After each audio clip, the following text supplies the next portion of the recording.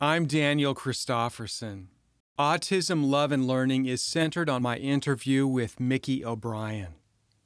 Micki has a track record of success in mainstream schools as well as non-public schools, using an unconventional and in some ways radical approach. I made the conscious decision to let the interview unfold naturally, except for one thing.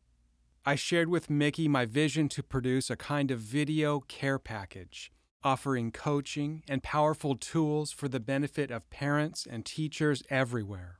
For those facing situations that feel impossible, for those open to new ideas, and for those believing our understanding of autism and special needs may be incomplete. Micki O'Brien has a Bachelor's of Science in Sociology from Santa Clara University and a Master's in Environmental Leadership from Naropa University. A few credits shy of a second Master's in Special Education, her teaching credentials include elementary education, social sciences, and special education. Micki has worked in the creation of university undergraduate programs, acted as a disability consultant with government departments of health, taught life skills programs for the developmentally disabled, and worked at the Integral Institute with Ken Wilber. And as you can see, Micki has trained in a wide variety of alternative education models. But Autism, Love, and Learning isn't about credentials, and it's not about theories or a new set of labels.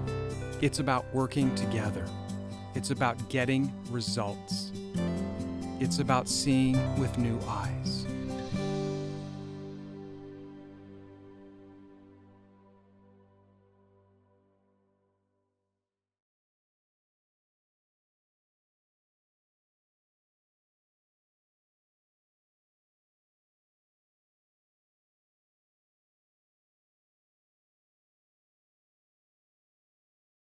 So one of the things I love about learning about autism and working with people on the autism spectrum, everything I find out holds true for all of us.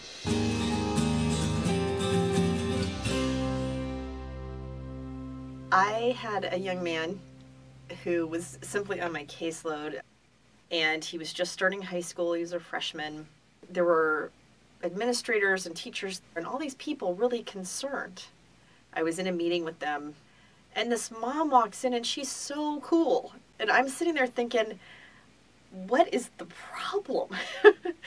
And I said to his mom, like, he would never have gotten to the place where he is, being incredible and talented and creative as he is, if he didn't have a mom who was every day looking out for him. And I really felt like it was the first time anyone ever said anything like that to her. And it really helped me know there's just countless parents out there that are really doing the best for their kids, and the system just doesn't always see it or understand it. And every single time I have worked with anyone of any age with any kind of ability or disability, and I have come from a place of bringing my heart and my truth forward and respecting and believing in theirs, it has always worked. My experience has been that when I am working with somebody on the autism spectrum and they are really being true to who they are, and not being pinned in by anyone else, but really being true to who they are, they are so profoundly joyful. It is a blessing to behold. Kids get accused of being wrong and bad, and their parents are there like fighting for them and believing in them and doing everything they can to help them. There's just a lack of appreciation for the level of love and support that parents are giving to their kids. They're out there, like, on the edge all the time, every single day, wanting the best for their kid.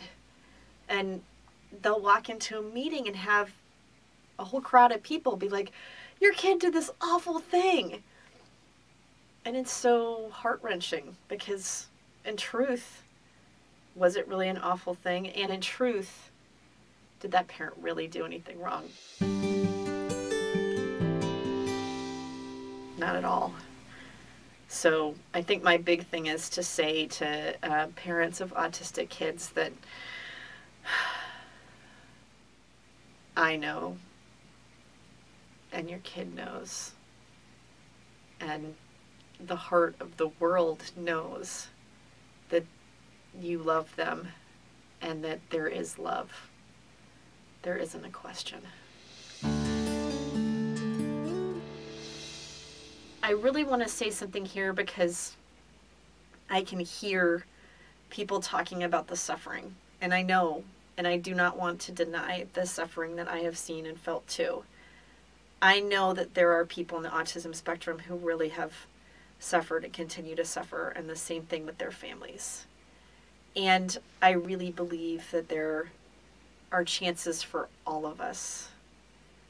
And I think it's just a matter of really going for it and really letting go of trying to fit into some kind of a box. I think it's a chance for us to expand humanity. I have worked with young people that many, many other people had worked with and had what they called no success. And I have always had success because I have always, always believed that a person can be the best that they can be, and it has nothing to do with any kind of conventional standard. Period.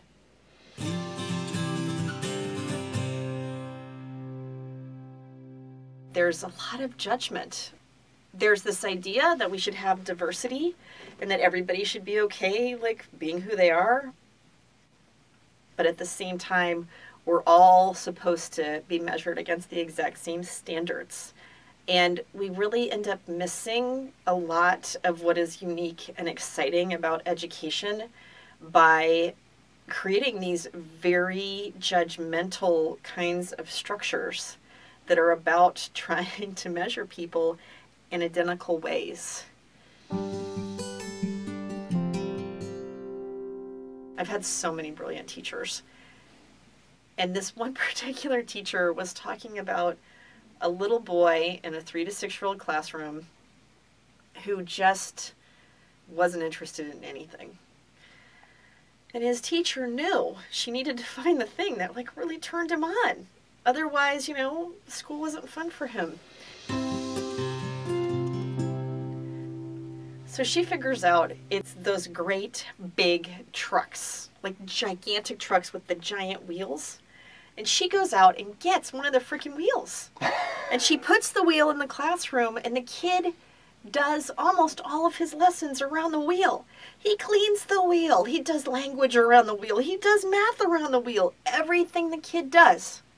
It's that giant tire thing from that giant truck. And he is in heaven because that's his thing. Yeah. Now that kid is there being who he is, and it gives even that much more permission for everyone else to just light up and be awesome and yummy. Yeah. Beautiful. Tuning into their passion. Yeah. Who they uniquely are. Even when they're just tiny little beings, they have it. Yeah. And it's dynamic. It changes. Almost all of us have something that we're just like incredibly good at and that we really love. I was working at a school for special needs students. Amazing, amazing place. And they said, assume that behaviors are communication. So all these people, every place else I had been, had always been like, that's a bad behavior and that's a good behavior. You don't need to judge the behavior. You need to understand what the behavior is communicating. And it can be useful to figure out what behavior is going to serve the kid in the long run. But you don't need to figure out what behavior is going to be like the most normal. That's not necessarily useful. What's going to serve this person in evolving in their own being to be the best that they can be?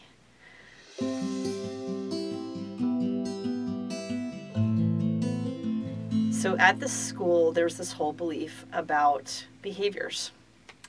They bring me this young lady in her early teens. She's a tween, they call them. And she is really lovely. And she's nonverbal. And she knows sign language. And to me, it is clear she is off the charts smart, really bright. And behaviors that are so severe. I think she almost broke my nose one time.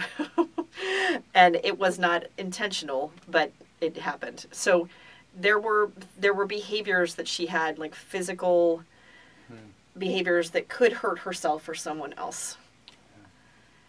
And those behaviors were communicating something.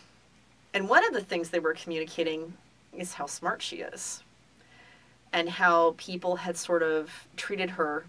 She's really attractive and looks really young.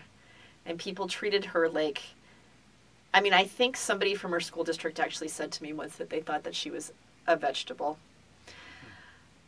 And anytime any school district came to me and said something like that about a kid, I said, stop right there. I don't want to hear it.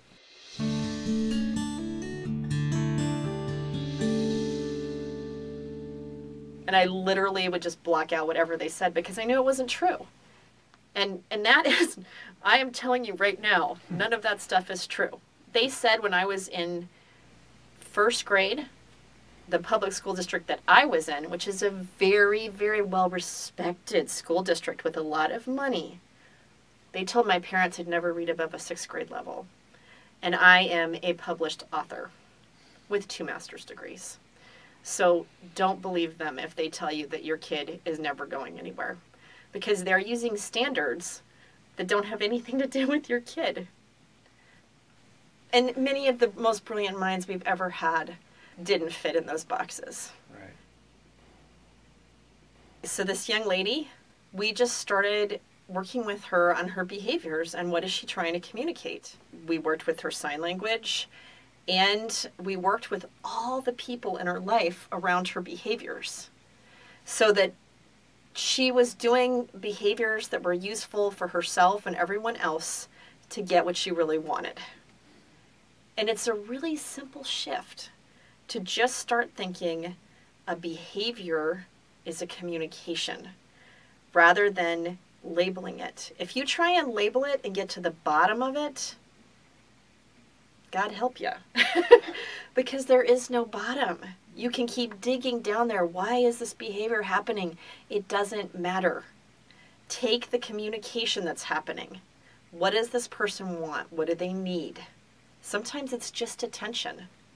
It's got to be tough sometimes, I would imagine. I mean, it's a little bit like a mystery or a riddle, you know, because they're not being verbal in most cases or in many cases.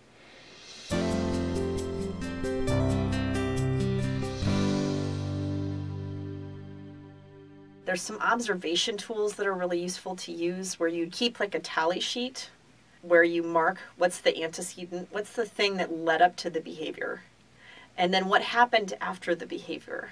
Because if you want to extinct a behavior, which is what they call it in these circles, if you want the behavior to end, you want it to go extinct, you don't want to give it anything. Just like we can give a thought momentum, we can actually give behaviors and things we receive from other people momentum too.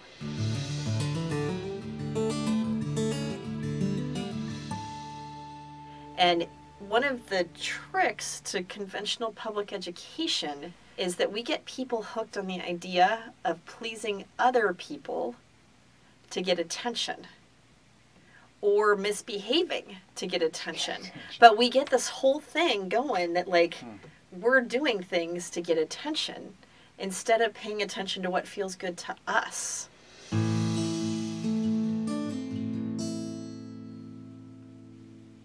So we get drawn away from our own alignment and our own heart. And so for me, it's been like an art to really be with a kid and to know, like, this person has a center just like I do. This person has a calling just like I do.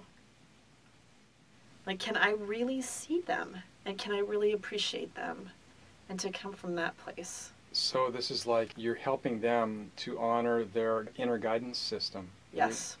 And yeah, reinforcing that. as opposed to the public education, and culturally we're drawn into this thing of looking at what other people are thinking and feeling and aligning with that. Absolutely. If you think back to your own childhood, think about times that you were frustrated. You knew what you wanted, you knew that you could do it, and yet all these people around you were like, oh, you're too little, you can't do that. And then think about being a person in a larger body who people are saying the same thing to. Like, everyone's soul seeks freedom, especially freedom to express who they are. People are constantly creating and changing and dancing with language. And that's where the creativity and the co-collaboration and the manifestation of the greatness of humanity comes from. It doesn't come from doing things by the book. It comes from going to the edge of who we are. Well, it sounds from what I'm gathering like autistic and special needs kids are at the edge of behaviors. So in a sense, the creativity of the whole culture is right there being channeled very strongly through these kids. I love it.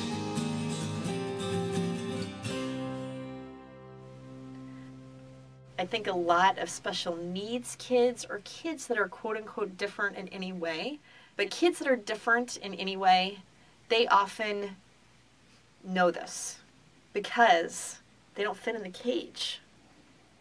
They want to because there's a lot of pressure for them to, but they don't. And kids with autism often don't even care because they know it's not the truth. And I know that that causes some pain for some people. I've seen it. And I've seen people on the autism spectrum when I don't hold any of those cultural norms for them and I see them for who they are, and I teach them about those cultural norms as like, hey, this is like an outfit you can put on. You can be like, okay, we're going to the mall now. I'm going to the mall with my family. This is the normal, quote unquote, way to act at the mall. So I can choose to use these behaviors so that I can get along with the people there.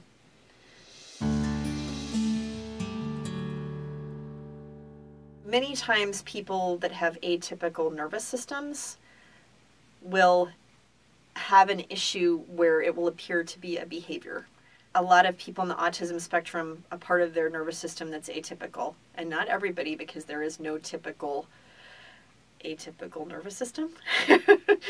It's a nervous system that is either hypersensitive or hyposensitive. And we have more than just the 5 senses. We also have our sense of balance. There's our sense of pressure. So all these different senses in a typical nervous system, they work together and they censor out things that aren't useful. You know, you might get like a scratch and it might be kind of irritating, but you don't really pay attention to it. But if you get a bee sting, you pay attention to it, right? Yeah. But if you have an atypical nervous system and part of it is to pain, maybe you're hyposensitive to pain. And I've had students that had this. I had a student who was so hyposensitive to pain, she could literally pull her teeth out with her hands. Yeah. And that is a hyposensitive nervous system around pain. So it's upsetting to us, but it wasn't upsetting to her. So it was a real trick to teach the other adults to not have a huge reaction. Yeah. Because she's trying to do sensory integration. She needs intense pressure. So that's what we did. We gave her sensory things that helped her with that need for pressure. You can do pressure vests. You can do things where, and it's really good to work on this with an occupational therapist. Like, it's one of those things like, don't try this at home. Because you need somebody who's been trained in like how the whole body works and how typical and atypical nervous systems work. But you can start experimenting with simple things. There's a film about Temple Grandin. Temple Grandin builds a pressure machine so that she gets this feeling of this hug. And that is a sensory integration for her. The thing that's really funny, though, is that we all have places that we do sensory integration. Like right now, the way that you're sitting, Daniel, is sensory integration. Really? Oh, yeah. We mostly do tricks to help us stay in a place that's socially acceptable.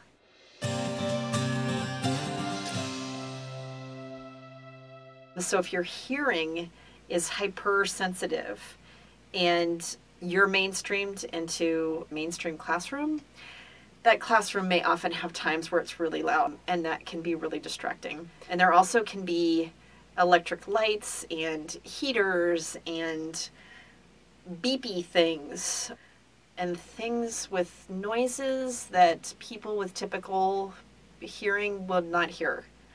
Usually somebody on the autism spectrum is going to have some parts of their nervous system that are hypersensitive, so they're very sensitive. Like it might be their hearing, it might be their sense of texture, like certain fabrics might not feel good, certain foods because their texture might not feel good, or like tags in their clothes might really bother them.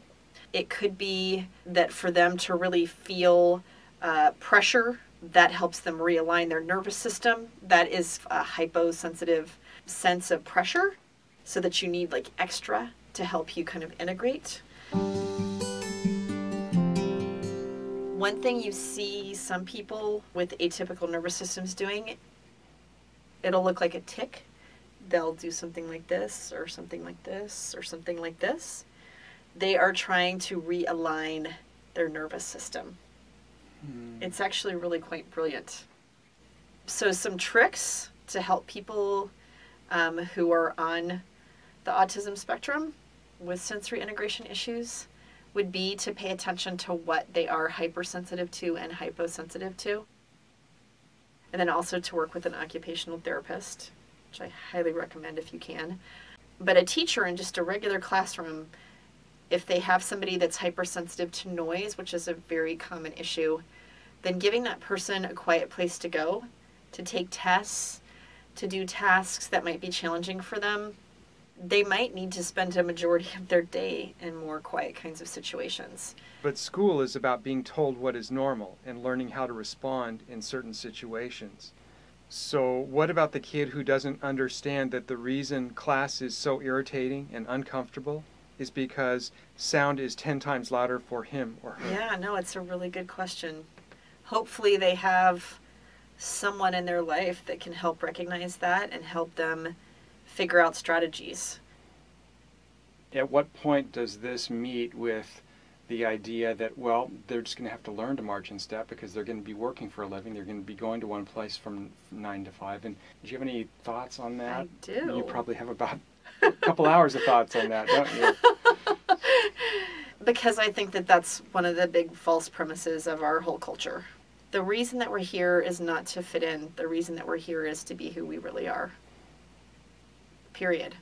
I mean, if you want to argue with me about it, feel free, but I'm not going to change my mind on this one because I know in my heart of hearts that that's true.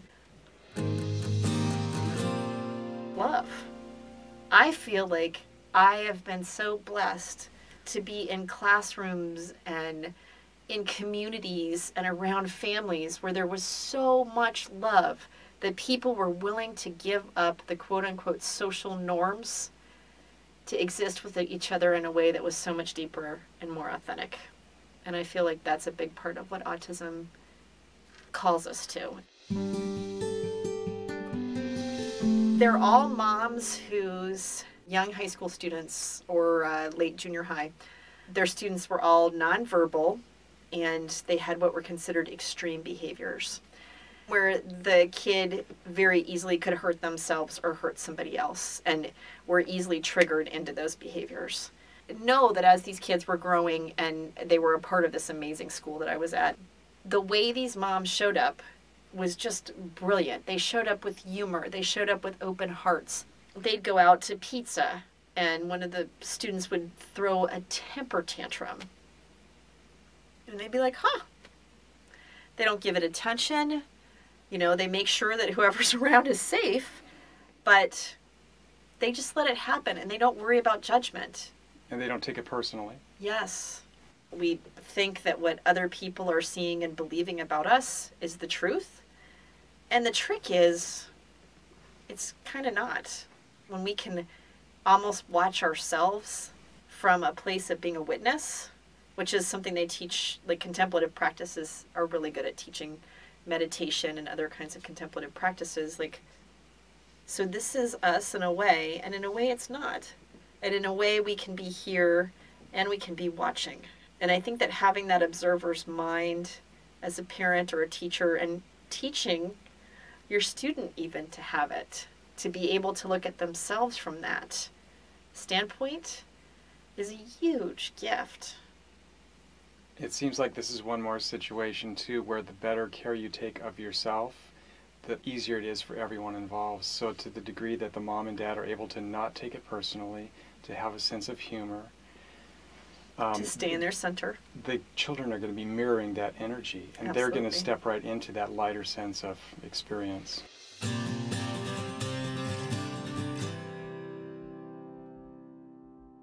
So one of the issues that's really common for people on the autism spectrum is organization. One thing that often works for them is to actually have a visual schedule where they have pictures that show them what they're going to be doing in what order.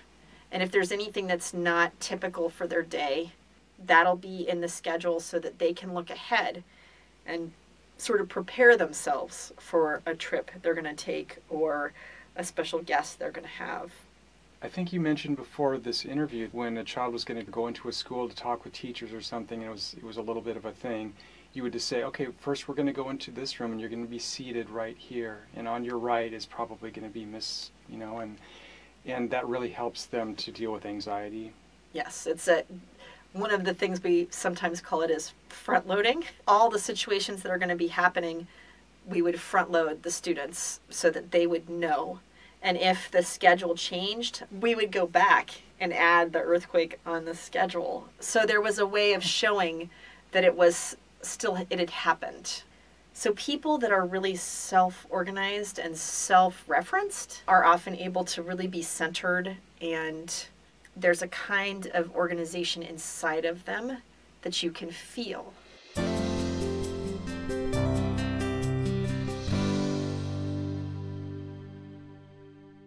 And I have often felt like a lot of my students used an external person to help them learn how to do that internally. And when they were around adults and other kids that weren't internally organized like that, they would get a little crazy because there's this like chaos going on. So we all know adults that are not really self-organized.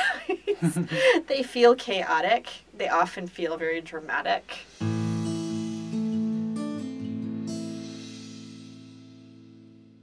I would often get a new student on my caseload and I would look at their schedule and I would say, they shouldn't be in this class with this teacher. And this is not to say there is anything wrong with that teacher. There are often like pieces of that teacher that are absolutely brilliant. It's just that that teacher's not the best match for somebody who has these kinds of issues. So the brilliant kid I was talking about with the mom who was so awesome, he had this one teacher that just talked really fast. So one thing that happens for people on the autism spectrum is that a lot of times verbal communication is processed slowly. And then they have trouble sometimes reaching into the parts of their brain they need to get to be able to know what they want to say back and actually say it. So that's why teaching them something like sign language or using a communication device, even if they physically can't speak, can help. Let's say that you're on the autism spectrum, you can still talk, and that listening to somebody talk is something that you need to do kind of in pieces, because it's hard for you to process as quickly. So you get a teacher who's really brilliant and who talks a mile a minute. Can you imagine what that would be like? Like, you're really smart, and this teacher is just and you're sitting there going, I know I'm smart. I know my teacher's smart. I cannot understand anything they just said.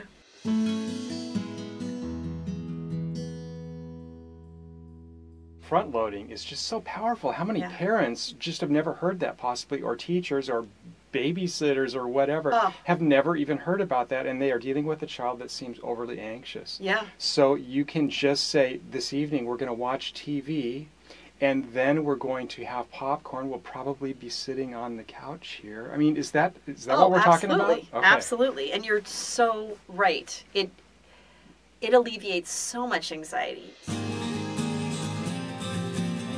Oh, so many good points. So what is the most common mistake a parent of an autistic child will make, even though your heart is completely there for the child? Trying to reason with the kid in a way that makes sense to you. Because they often just don't see the world the same way that you do. So you say, well, you know, if you do this, if you wear these kind of clothes, then these other kids are going to think you're cooler. Like, he doesn't care. Those kind of clothes are scratchy. I mean, I had one student that would literally rip the tags out of his clothes if I didn't cut them out. So all I had to do was teach his mom that when she got something new, she had to cut the tags out. Even like underwear and socks, like you would be shocked at the places that they put labels, tags that rub. It doesn't feel good. It doesn't feel good to a lot of people. And then also the noise thing, a lot of people don't recognize the noise thing because they can't hear it. So they don't realize that if you can imagine what it would be like to just have like a constant buzz. I mean, I have hypersensitive hearing, so I hear a lot of the things that I think a lot of other people with hypersensitive hearing do. And it got to be this joke when I was working at the special ed school that a teacher would be like, this kid keeps acting up and I don't know why. Would you come in?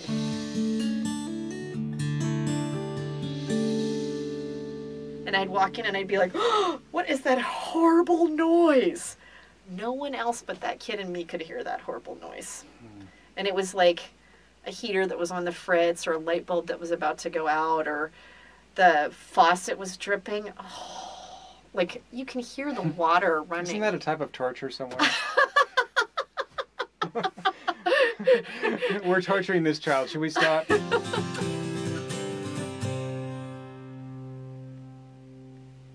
Being embodied and things that help you be more embodied are a big part of sensory integration.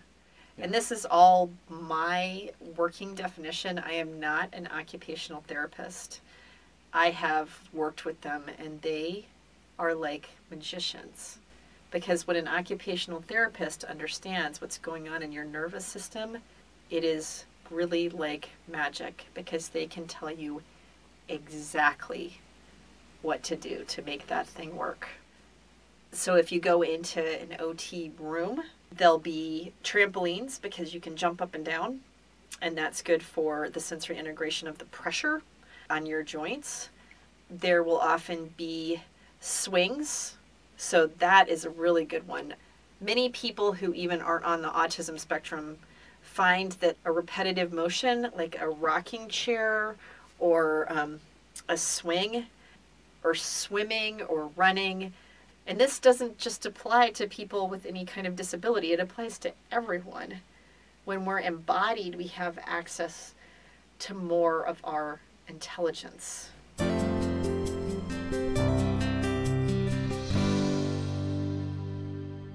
Everybody has something that shines. Everybody is curious about something, and we're dynamic beings. You know, the idea that everyone that's in second grade on this particular day should be learning this particular thing, even if it has nothing to do with their passion or their reason for being on the planet. I'm a big believer in the nurtured heart approach, which is about each of us finding our own greatness. So it's not about me ever judging a parent or a caretaker or a bus driver. I feel like it's more about me and that other person working together to create something that works for everybody. I feel like the place where the whole culture gets stuck is standing in that place of judgment. Like reality TV shows where we sit there and go, oh, I would never do that. Can you believe they're doing that? Oh my gosh, it's so awful. And we're totally focusing on what we don't want? What about focusing on what we do want? I have seen bus drivers change kids' lives. I have seen custodians change kids' lives. You know why? Because they were there. And because they had that kid's interest, that kid's best interest at heart. That's what they care about. So they made their bus or their cafeteria or their restroom or their hallway, wherever the space was that they interacted with that kid, that was the place that kid got to shine. And it was that person. And it doesn't matter who you are. If you're the person that takes kids' money in the cafeteria, you can change their lives because you can believe in them and see them. Absolutely.